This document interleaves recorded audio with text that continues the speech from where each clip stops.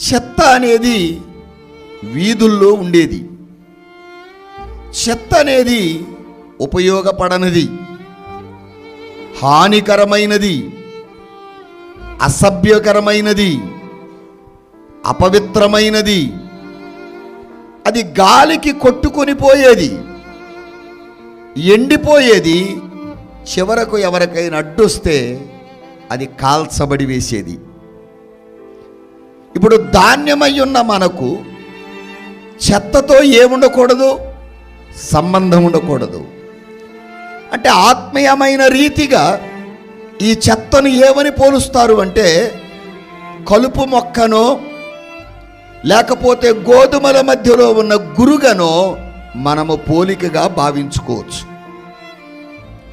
సంఘము అనబడే ఈ పొలములో వాక్యం అనే ధాన్యముతో పాటు అపవాది ఏం విత్తిపోయాడు? గురుగులను అనబడే చెత్త విత్తి వెళ్ళిపోయాడు.